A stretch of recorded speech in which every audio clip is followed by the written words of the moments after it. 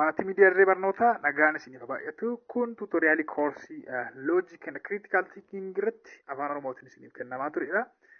Tuutoriyaalii keenyaan chaaptar 4 paartii lammaffaadha kan laallu viidiyoo kanaan jechuudha. Tuutoriyaalii faanaan oliyaan baraticha dhaabbileessa keessanidha. Kallattumaan gara tuutoriyaalii keenyaatti darbina oduun baay'isnu.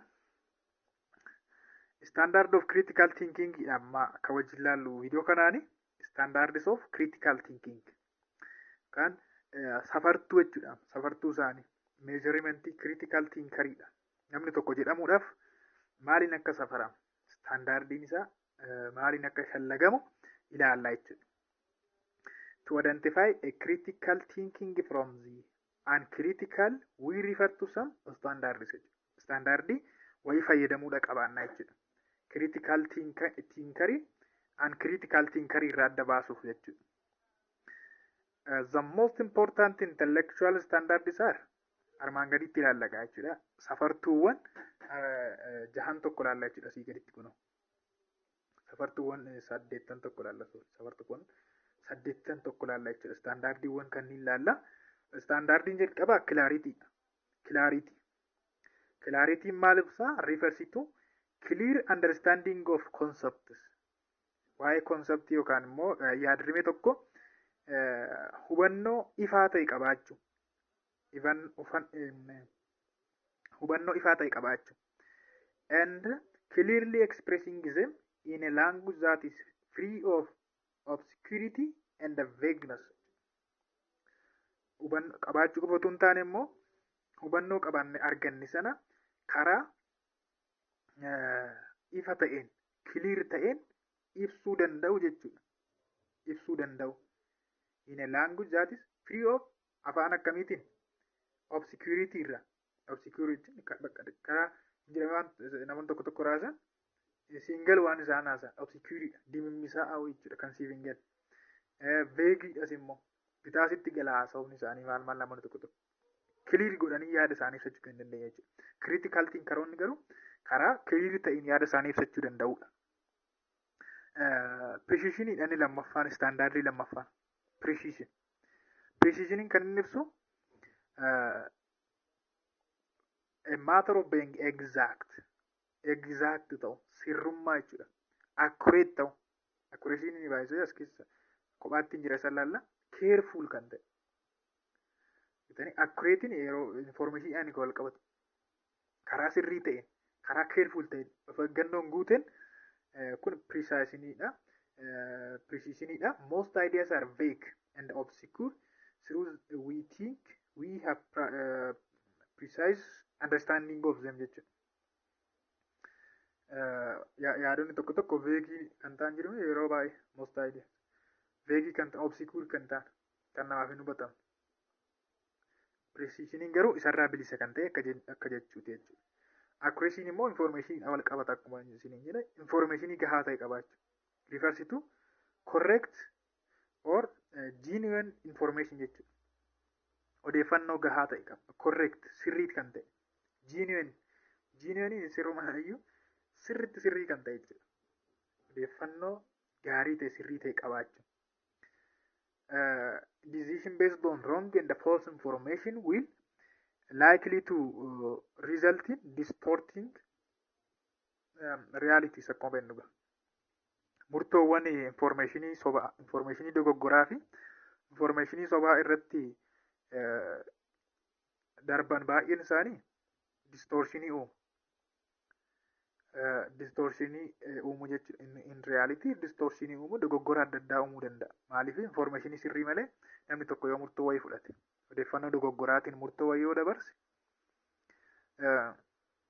rakkootu uumama, distorshiniitu uumama waan ta'eef, dogoggoratu uumama waan ta'eef jechuudha. Kanaaf accuracy informationii sirrii qabachuu.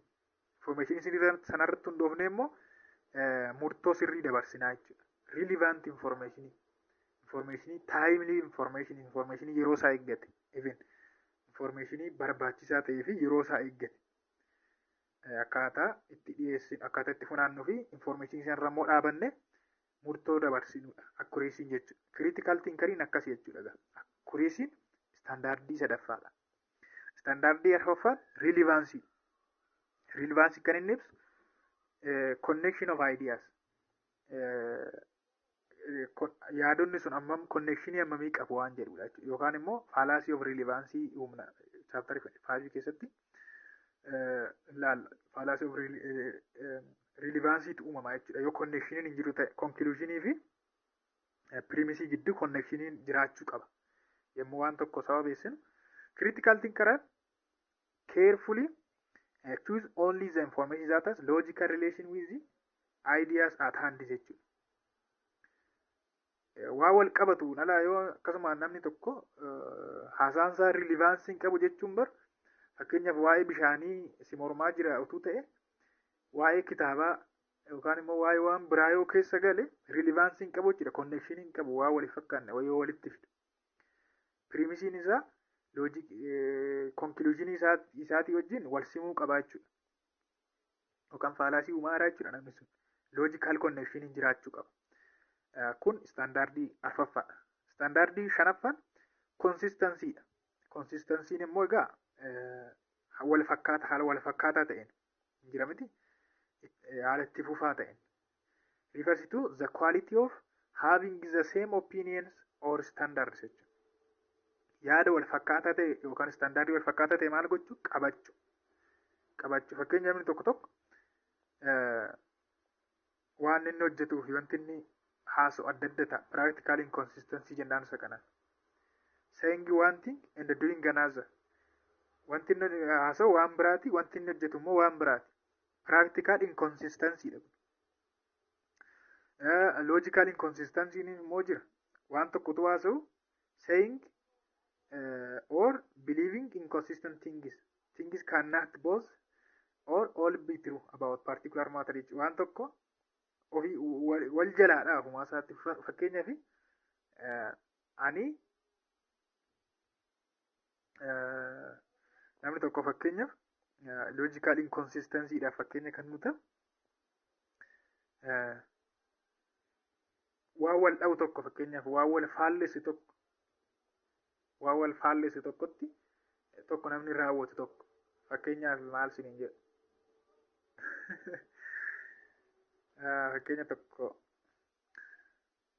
jechuun nama ajjeesu fakkeenya nama miidhuun sirrii miti jecha nama ajjeesuun sirriidha jedhee nama amanu tokko fakkeenyaaf waan wal faallessutti amanaa jira jechuudha namni sun. Logical inconsistency.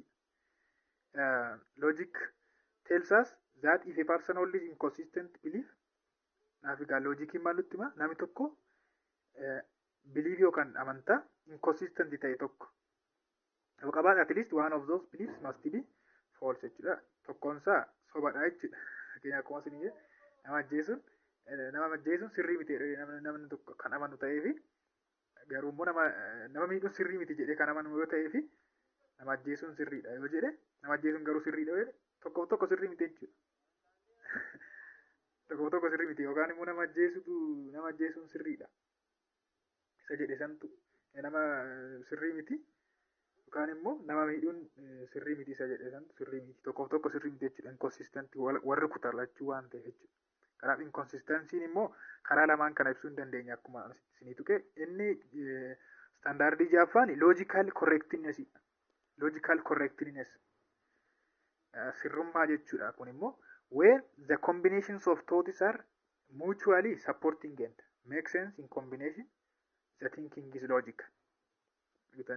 Yaadonni lamaan tokko yommuu support wal godhan yommuu wal deeggaran yommuu hiika kennan walitti dhufanii jechuudha. In combination walitti dhufanii yommuu hiika kennan kun logical correctness dha jechuudha. Sirrummaadha jechuudha.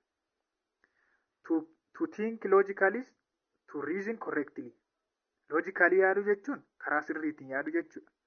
Therefore we need to use accurate and well supported beliefs. Kanaaf yaada tokko kan amantaa qabnu tokko irratti karaa sirrii fi karaa deeggaruu dandeenyuun qabaachuu qabnaadha. Completeness inni standardii inni torbaffaani. Completeness immoo guutuu ta'uu isaati. Guutuu ta'uu qabaadha. Yaadni nuti qabnu sun guutuu deep ta'uu qaba. Gad fagoo ta'uu qaba. Complete ta'uu qaba. more preferable than shallow and superficial thinking jechuun illusion jedhanii waan bira gahamuu hin dandeenye humna namaatiin ol ta'e waan ta'e tokko thinking is better when it is deep rather than shallow. Yaaduuni kan inni gaarii ta'u yoo gad fagaateedha malee irra yemmuu yaadnu sirrii hin ta'uudha. Through rather than superficial. Fairness inni saddeettaffaa inni dhumaa standardii inni fairness dha. Sirrummaa inni kun immoo haqummaadha wal qabata jechuudha. Fairness refers to open mind, impartiality and free of distortion bias. Waan kana kanarraa adda ba'uudha. Open mind fairness jechuun open minded sammuu fi banaa godhanii yaada namaas dhaggeeffachuu. Impartial loogummaa irraa bilisa ta'u. And free of distortion bias. Looguurra adda qooduurra stereotype irra bilisa ta'uudha. Fairness kun haqummaa. Standardii critical thinkeriiti kun hundi jechuudha. Standardii yookaan safartuu yookaan measurement critical thinkingiiti warri kun jechuudha. Taasisnee immoo kan laallu principle of good argumentiidha. Qajeeltowwan argumentii gaarii. Argumentii gaariin maal akka jechuun ta'e ilaallee jirra miti. Good argument, sound argument. Principle of good argumentiin qajeeltoon inni tokkoffaan structural principleedha. Principle yookaan qajeeltoo caasaati jechuudha. Caaseffamni isaa argumentii sun akkami caaseffamni isaa? An argument should meet the fundamental structure requirements of a well-formed argument. Argumentii tokko fundamental structure yookaan immoo caasaa bu'uura guuttachuu qabaata. Gudii ta'uudha mitire. Kanaaf gudii ta'uudhaaf argumentiin tokko structurally fundamental requirement guuttachuu qabaataadha jechuudha. In other words, it should be formed in a such way that the conclusion is follows necessarily from its premise. In the case of deductive argument, fakkeenyaaf conclusion ini eessarra follow necessarily from premise dha miti jechuun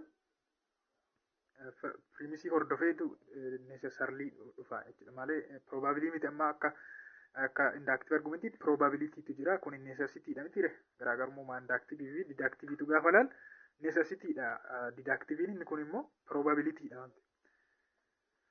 Well principle lammaffaa qajeeltoo lammaffaan the relevance principle dha. Relevance wal faana deema moo wanti sun argumentii evidence fi conclusioniin wal dhiita moo wal faana deema. Relevance barbaachisaadha moo barbaachisaa miti. Akkuma isin jedhe fakkeenyaaf namni tokko waa'ee kitaabaa haasa'uuf ka'e waa'ee nyaataa yommuu ta'u relevance miti. Barbaachisaa miti jechuudha. Wanti inni haasa'aa jiru kun hundi balkiidha jechuudha. Irrelevantiidha jechuudha.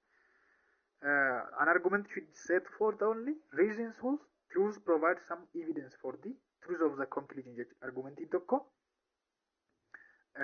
yommuu waan tokko sababeessinu pirimisiin keenya conclusioniidhaaf ragaa dhiyeessuu qaba. Logical kan ta'e connectionii kan qabu jechuudha. Pirimisii fi conclusionii connectionii qabaachuu qaba walii wajjin. Ragaa gahaa ta'e dhiyeessuu qaba. Yoo kanaa achi fallacy of relevancy uumna miti yaa boqonnaa 5 keessatti ilaallisa.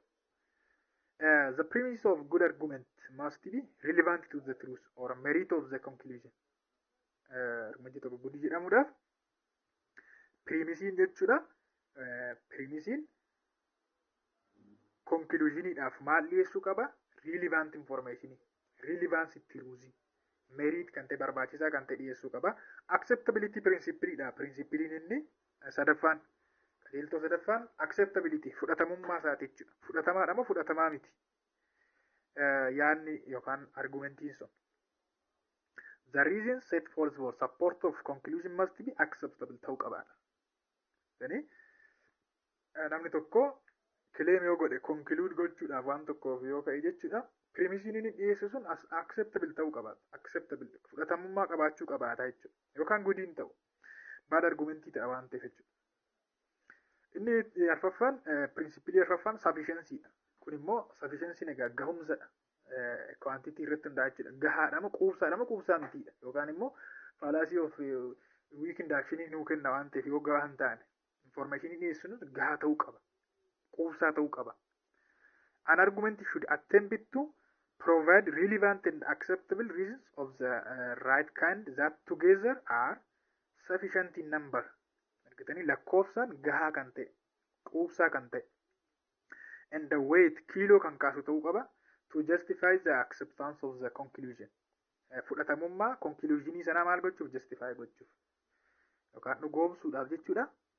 Sufficient ta'uu qaba. Gahaa quubsaa ta'uu qabaadha. Principally arfaffaadha kun. Principally shanaffaan the rebuttal principle dha. Qajeeltoo shanaffaan. Rebuttal principle immoo rebuttal principle jechuun yaada tokko yommuu dhiyeessitu yaadni fakkeenya namni tokko si qeequu danda'a. Yaadni itti duraan dhiyeessite sun yaada qeeqa namicha sanaa kan kuffisu ta'uu danda'u qabaata. Dursitee jechuudha. Qeeqni akkanaan irratti otoo ka'e jettee deebii laf jala qopheeffachuu jechuudha. Argumentii san keessa deebii. Kanaaf qeeqni sun yoo ka'e argumentii makeetiin deebistee rukutta jechuudha. Deebistee rukutta. An argument should be with effective rebuttal to all anticipated serious criticism that may be brought against it. Kanaaf qeeqni sirratti ka'u wayii waan jiruuf dursitee ati immoo ulee qopheeffatta jechuudha. Argumentii kee keessatti dursitee kaa'atta jechuudha.